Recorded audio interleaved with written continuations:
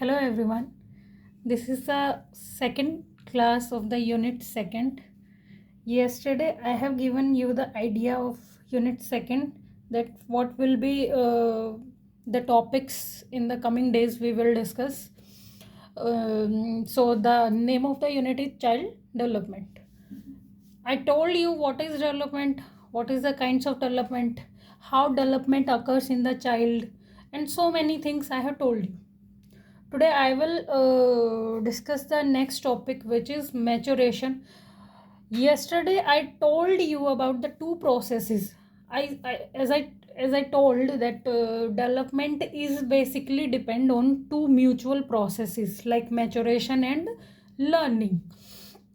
So today I will discuss you maturation. What is maturation? What do you mean by maturity? We all talks about maturity, that maturity is this, maturity is that. So what do you mean by maturity? What do you understand by maturity? So maturity is the unfolding of hereditary characteristics from time to time. देखो maturity क्या है, जैसे जैसे हम बड़े हो जाते हैं हम बोलते हैं ना कि अब मैच्योर हो गए हो आप, अब बड़े हो गए हो। तो फिजिकल ग्रोथ के साथ साथ आपका मेंटल डेवलपमेंट भी होता जाता है, तो उसी को आप बोलते हो मैच्योरिटी। और हेरिडिटरी मैंने क्यों बोला कि कहीं ना कहीं आप इनहेरिट करते हो अपने पेरेंट्स से कि what you are going to become, right. तो अनफोल्डिंग का मतलब होता है जो आपके हेरिडिटी से आपको मिला है वो टाइम टू टाइम आप बड़े होते जाते हो, टाइम के साथ वो अनफोल्ड होते जाते हो। ऐसे नहीं है ना कि बच्चा पैदा होते ही अपने जितने भी हेरिडिटरी कैरेक्टरिस्टिक्स हैं बच्चे की वो शो होने लगते हैं, वो बोलता भी नहीं पैदा होता है तब तक। तो हम कैसे बता दें कि पेरेंट्स से इसको ये मिला है, या आवाज़ इसकी पेरेंट्स जैसी होगी, या पापा जैसी होगी, या मम्मी जैसी। तो वो एक टाइम पीरियड के साथ अनफोल्ड होते जाते हैं जितनी भी हेरिडिटरी कैरेक्टरिस्टिक्स होती है वो। तो उसी को हम बोलते हैं मैच्योरेशन। और वो जैसे जैसे टाइम चलता जाता है हम समय के साथ क्या होते जाते हैं, चेंज होते जाते हैं। फिर इसके बाद एक डेफिनेशन और बोल सकते हैं हम, maturity is the ability to respond to the environment in an appropriate manner and is highly related to heredity. देखो मैच्योरिटी जो है वो क्या है कि आपके आसपास आपके सराउंडिंग में जो भी एनवायरनमेंट है उसके रिस्पॉन्स में आप एक पर्टिकुलर बिहेवियर शो करो, आपकी एक एबिलिटी बन जाती है। देखो छोटा बच्चा होता है, उसको आप बोल दो 5 किलो वेट लेके चल, 4 महीने के बच्चे को चल पड़ेगा नहीं। वो उसकी सराउंडिंग के हिसाब से उसकी एबिलिटी तो डेवलप होने दो। वो 5 साल का है तो आप इसको बोल सकते हो आप भाग के दिखाओ। अब 2 महीने के बच्चे को नहीं बोल सकते आप भाग के दिखाओ, पहले उसको खड़ा तो होने दो। तो यही है कि मैच्योरिटी क्या है, उस बच्चे की उतनी डेवलपमेंट, उतनी ग्रोथ हो जाना कि वो अपने जो सराउंडिंग में जो एनवायरनमेंट है उसके रिस्पॉन्स में एक पर्टिकुलर एक अप्रोप्रिएट मैनर में एक बिहेवियर शो कर सके। तो ये क्या है, मैच्योरिटी।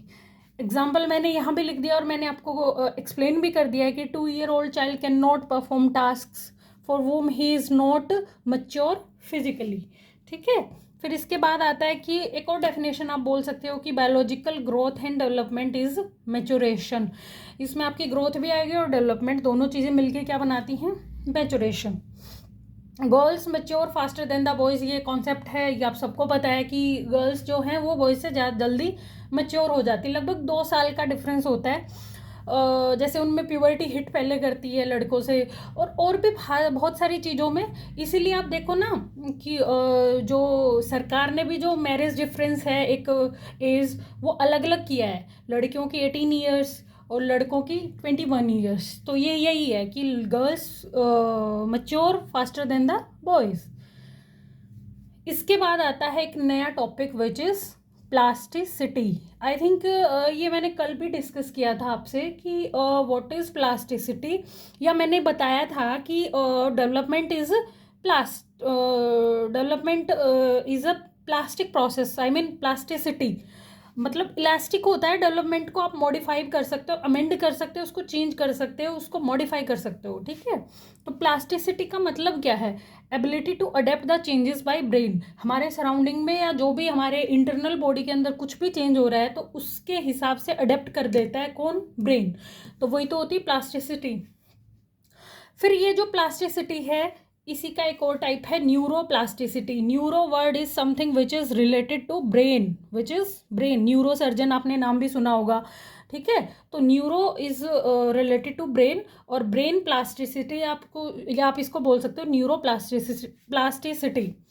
ठीक है, तो ये क्या बात हुई, न्यूरो प्लास्टिसिटी। मेरी आवाज़ क्यों तुतला रही है प्लास्टिसिटी पढ़ते हुए। ठीक है, तो न्यूरोप्लास्टिसिटी का मतलब क्या हुआ कि हाउ एक्सपीरियंसेस, या तो लर्निंग या फिर कोई इंजरी हो गई, हमें चोट लग गई है, चेंजेस द ब्रेन, कि कोई एक्सपीरियंस हमारा पास्ट को लेके, या कोई हमने लर्निंग की है, चीज़ सीखी है, या फिर हमें कोई इंजरी होगी, तो वो ब्रेन को कैसे चेंज करता है, वही क्या है, न्यूरोप्लास्टिसिटी। ठीक है, और यही कहीं ना कहीं जाके इसके ड्राइविंग फोर्सेस हैं। ड्राइविंग फोर्सेस का मतलब क्या है, ये तीनों फैक्टर्स ही रिस्पॉन्सिबल हैं किस चीज़ के लिए, न्यूरोप्लास्टिसिटी, मतलब ब्रेन के फंक्शंस का चेंज होने के रिस्पॉन्सिबिलिटी इन्हीं वजह से होती है। ठीक है, आप एक डेफिनेशन और देख सकते हो कि न्यूरोप्लास्टिसिटी क्या है, nervous systems capacity to modify its structure and function throughout life, कि पूरी लाइफ जब तक इंसान जीता है, जब तक इंसान है, उसका ब्रेन जो है वो क्या करता है, उसका जो नर्वस सिस्टम है उसकी एक कैपेसिटी है क्या करने की, अपना स्ट्रक्चर भी और अपना फंक्शन भी मॉडिफाई करने की। वो कैसे, अब हम डिटेल में करते हैं नेक्स्ट पेज पे। देखो, टाइप्स ऑफ ब्रेन प्लास्टिसिटी या न्यूरोप्लास्टिसिटी में हम बोल सकते हैं कि दो टाइप्स की होती है। कौन कौन सी, स्ट्रक्चरल प्लास्टिसिटी या फिर फंक्शनल ब्रेन प्लास्टिसिटी, मैंने ये यहाँ पे लिख भी दिया है। तो एक तो क्या हो जाना, ब्रेन के स्ट्रक्चर में चेंज आ जाना, किसी भी एक्सपीरियंस की वजह से, किसी इंजरी की वजह से, या फिर किसी लर्निंग एक्सपीरियंस की वजह से। ठीक है, हमने कोई एग्जाम्पल, फॉर एग्जाम्पल हमने कोई नई लैंग्वेज सीखी है, हमने कुछ एक्सपीरियंस किया अपने पास्ट में, तो उसकी वजह से हमारे ब्रेन के स्ट्रक्चर में, फिजिकल स्ट्रक्चर में चेंज आ जाना, वही क्या है, structural brain plasticity. experiences or memories change a brain's physical structure, this is called structural brain plasticity। देखो फॉर एग्जांपल किसी की लाइफ में कुछ ऐसे इंसिडेंट्स हो जाए, उनके साथ कोई ट्रॉमा हिट कर जाए उनको लाइफ में कभी, तो वो क्या बोलते हैं न्यूरोसर्जन्स की, for a longer period of time your brain changes it's neural connections, like neural structures. जो न्यूरॉन होती है ना हमारे ब्रेन में, या पूरे बॉडी का एक नर्वस सिस्टम होता है, उसमें छोटी छोटी न्यूरॉन्स आपस में जुड़ी हुई होती हैं, ऐसे जैसे बैटरी में हम सेल डालते हैं ना, ऐसे एक सेल जुड़ के दूसरी सेल, तो वो क्या करती है, करंट ट्रांसफर करती है एक सेल से दूसरी, दूसरी से तीसरी में। तो ऐसे ही हमारी पूरी बॉडी में, हमारे पूरे नर्वस सिस्टम में न्यूरॉन्स होती है, स्मॉलेस्ट यूनिट होती है हमारे नर्वस सिस्टम की, वो क्या करती है, सिग्नल्स को ट्रांसफर करती है to the brain and spinal cord, और फिर वापस ब्रेन क्या बोल रहा है उसको वापस उस सिग्नल को लेके आएगी। फॉर एग्जाम्पल कोई गर्म चीज़ थी, हमने उसको टच कर दिया, एकदम से हम हाथ क्यों हटा लेते हैं, जो टच किया यहाँ से हमारी न्यूरॉन्स थी, वो स्टिमुलस लेके गई यहाँ से, और किसके पास लेके गई, क्योंकि वो पूरी बॉडी में है, न्यूरॉन्स आपस में जुड़े हुए छोटे छोटे छोटे छोटे, और वो इतना स्पीड में फंक्शन करती हैं न्यूरॉन्स कि नैनो माइक्रो सेकेंड्स भी नहीं होने देती। तो वो क्या करती, तुरंत ब्रेन से सिग्नल लेके आएंगी कि हाथ हटाओ जल जाएगा। ठीक है, तो ये होती है न्यूरॉन्स का फंक्शन। ये न्यूरॉन्स जो हैं ये नर्वस सिस्टम की यूनिट है। तो यही हम बोल रहे हैं कि जो न्यूरॉन्स है उसके स्ट्रक्चर में अगर चेंज आ जाए बाय चांस, कोई ऐसी एक्सपीरियंस या मेमोरी की वजह से, तो वो पूरा ब्रेन का फिजिकल स्ट्रक्चर चेंज हो जाता है उस वजह से, तो उसको हम क्या बोलते हैं, स्ट्रक्चरल ब्रेन प्लास्टिसिटी। अब the next point is, next type is functional brain plasticity. अब देखो हमारा ब्रेन फंक्शन करता है एक पर्टिकुलर वे में।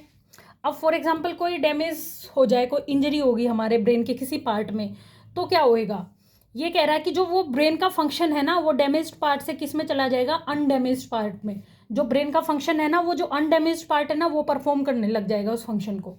ठीक है, तो ये होता है फंक्शनल ब्रेन प्लास्टिसिटी। अब इसका मैकेनिज्म मैं आपको बताती हूँ कैसे होता है। मॉडिफिकेशन अकर्स थ्रू, जो मैंने मॉडिफिकेशन बोली ना कि न्यूरॉन्स का स्ट्रक्चर या फंक्शन चेंज हो जाता है, वो किस वजह से होता है, चेंजेस इन न्यूरल कनेक्शंस, जब दो न्यूरॉन्स आपस में जहाँ जुड़ती है ना, वहाँ पे एक न्यूरल कनेक्शन बनता है जिसको हम बोलते हैं साइनेप्स। क्या बोलते हैं? साइनेप्स। तो यहाँ पे कुछ गड़बड़ी हो जाती है जब, तो यहाँ इसकी वजह से क्या हो जाता है? मॉडिफिकेशन हो जाता है, चेंज हो जाता है, ठीक है।